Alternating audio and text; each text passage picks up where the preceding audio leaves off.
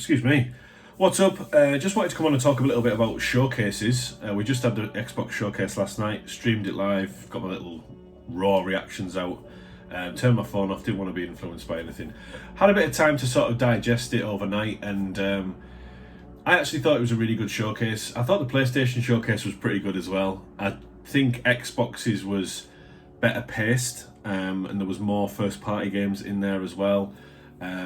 But all in all, I was really impressed with the showcase. There was 11 games that I'm interested in from the Xbox showcase. On the PlayStation side of things, there was 12 games. Obviously, there's first party and third party mixed in both showcases.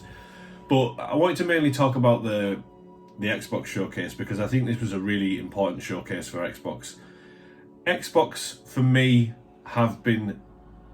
It's no secret. I mean, after today, after last night's showcase, I genuinely think they're in a better position than they were last week when Phil Spencer was doing the interview on Kind of Funny, and he was telling everybody a few home truths that we didn't necessarily need to hear or want to hear.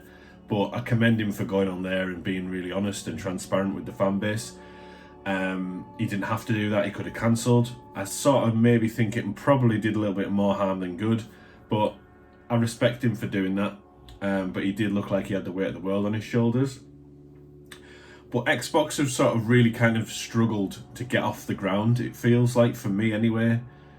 Ever since the Xbox One generation, really. That whole generation, the Xbox One generation, was just a total dud, in my eyes. Obviously, Game Pass is a great deal. Everything that was shown at the showcase is on Game Pass, so if you're a Game Pass subscriber, you're going to get to play all this day one, which is fantastic. In my opinion, Game Pass is better than PlayStation Premium. PlayStation need to really up the game with Premium in my eyes. That third tier is just not doing it for me. It's the middle tier or the lowest tier I find is the best value for money. They really need to focus a little bit more on getting more games on there. They need to focus as well on getting more PlayStation 1, PlayStation 2 games on there.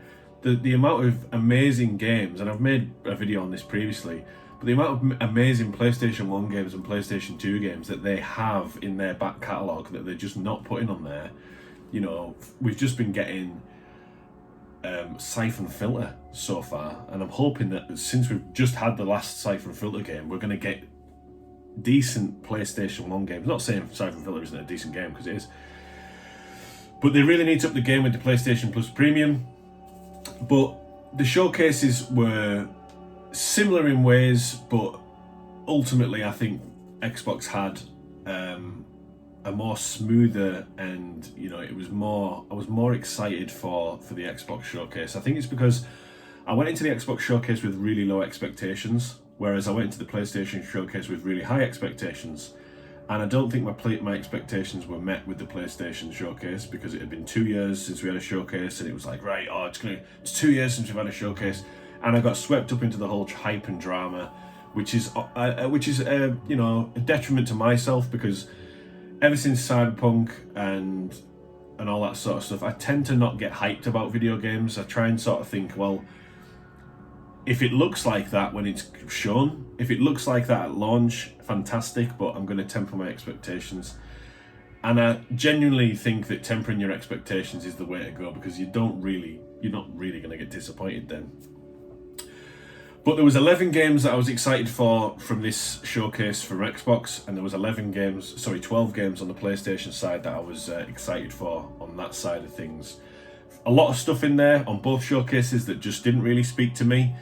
But what I kind of look at, and I'm going to use the buffet analogy, when I look at a showcase, I just think of it as like a big buffet of food, and I'm going to enjoy the bits of food on there that I like, but there's going to be food on the table that I don't like, but it's still a nice presented spread of food.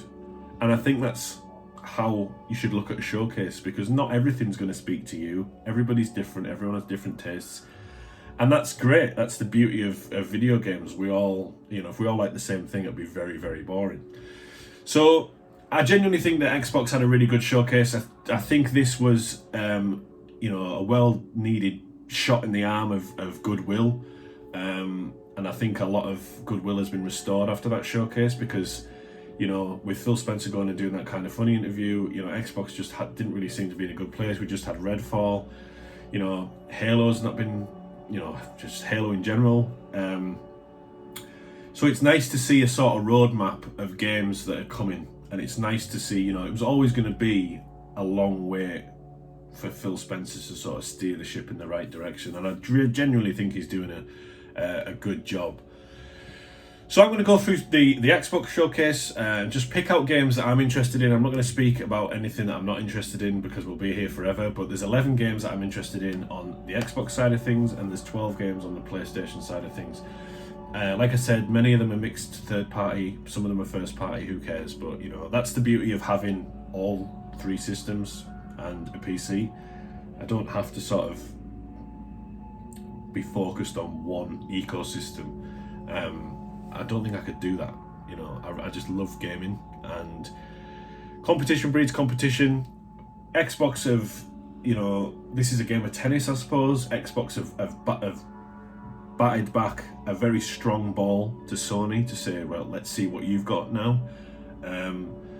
So I'm just going to go through it there. So obviously Fable, very excited for Fable. I thought the first time Fable was shown, it was kind of pointless because it was just a toad eating a fairy and a little bit of CGI. There was no gameplay. There was no release date or anything like that. Still no release date, but we've got a bit more of a premise now. It's got Richard Ayoade in it, who's in the IT crowd. It's a British sitcom over here, and I thought it definitely had that British humour that we're, you know, famous for, renowned for, sarcastic kind of humour.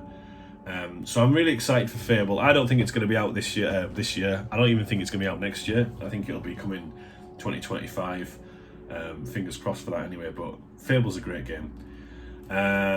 Star Wars Outlaws, didn't really get an idea of what the game was about.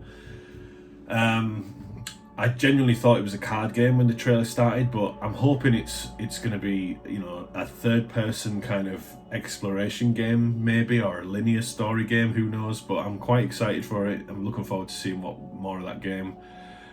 Payday 3.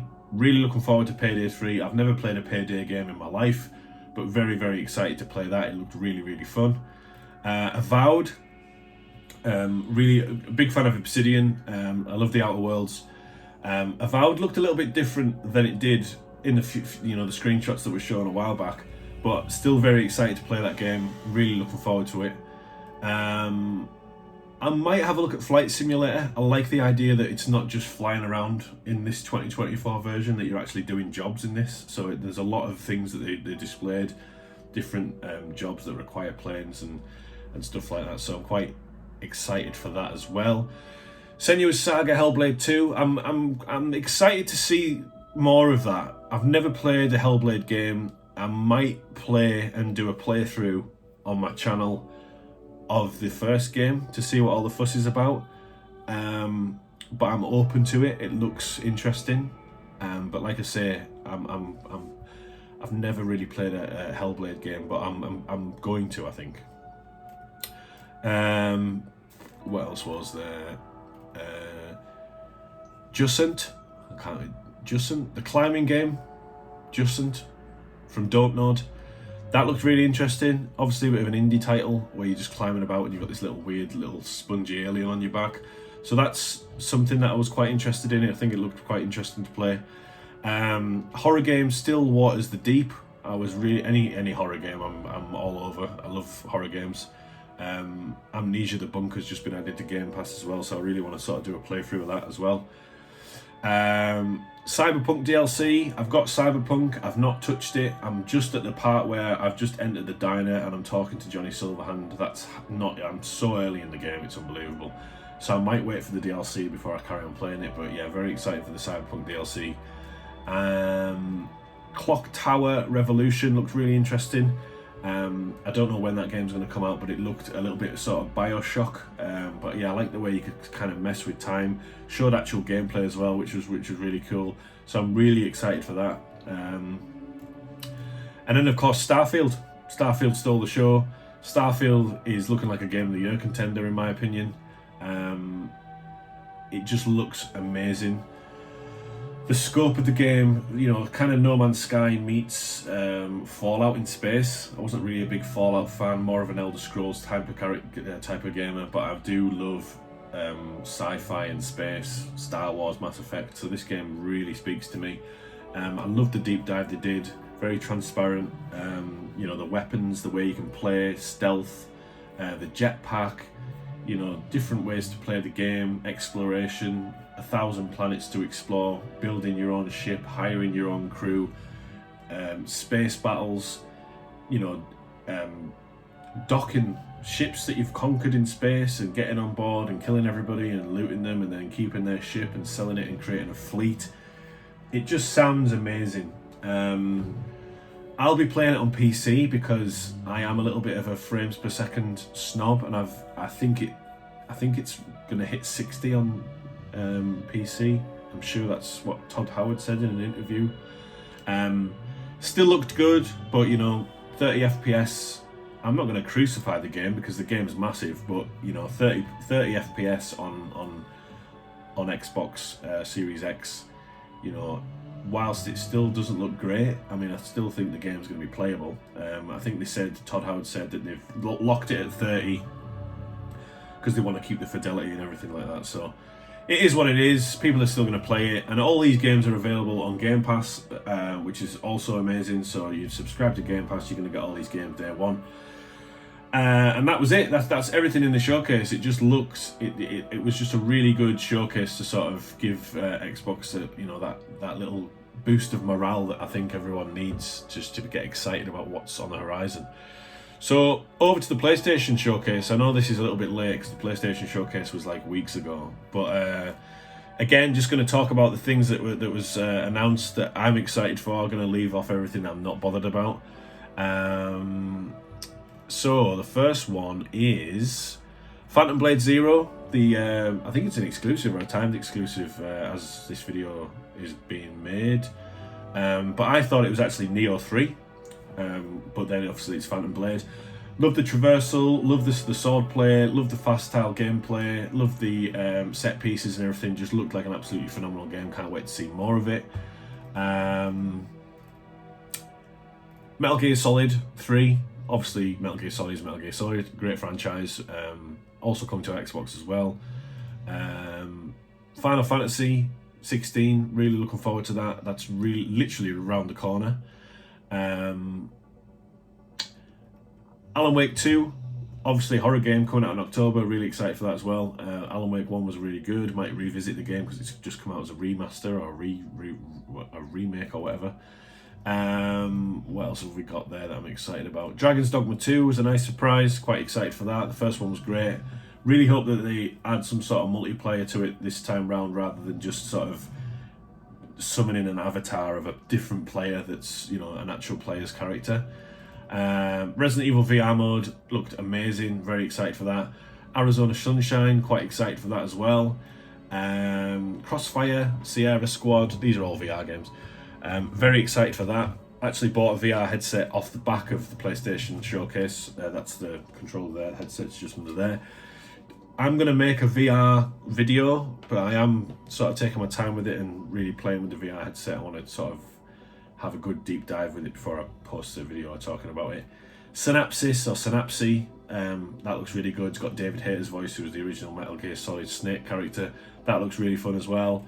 Bungie's new game, Marathon, really excited for that. That looks really good because Destiny just took over my life. Obviously, there's a new Destiny, The Final Shape, bringing back Cade. Very excited to see that. Really loved the last DLC of Destiny. Thought that was really good as well. And then Spider-Man 2. Spider-Man 2 just looked phenomenal at all as well.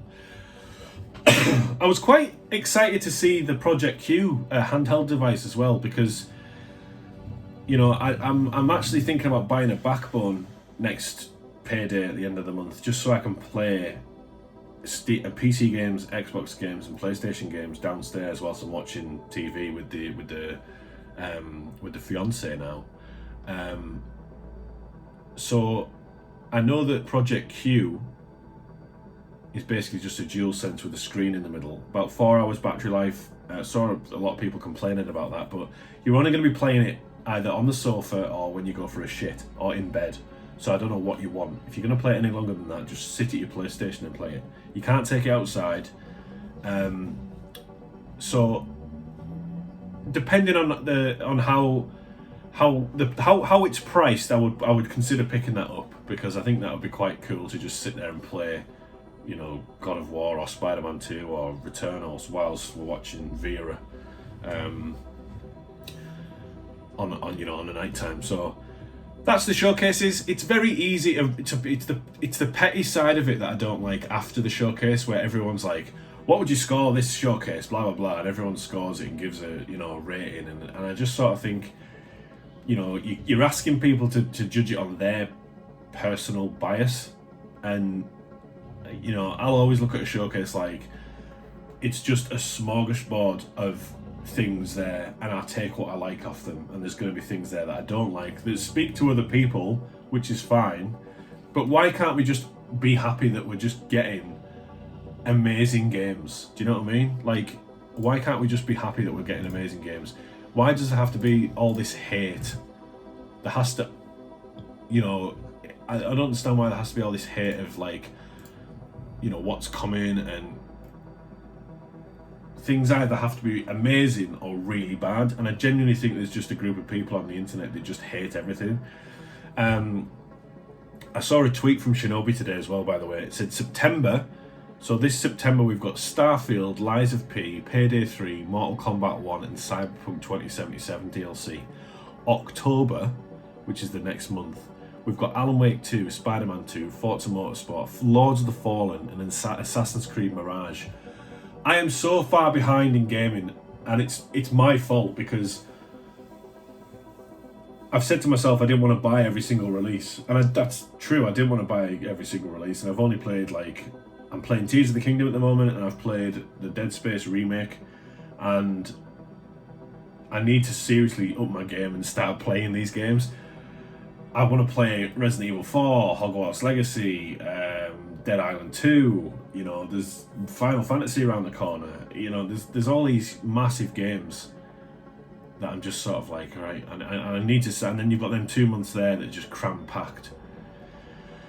So I'm going to try and buy and play a game a month if I can, but yeah, just try and sort of see the good in things rather than the negatives. It's very easy to sort of jump on the fanboy bandwagon and be like, well, the PlayStation Showcase was shit, well, the Xbox Showcase was shit, well, it's just noise, it's white noise, it's an echo chamber, and should just be ignored.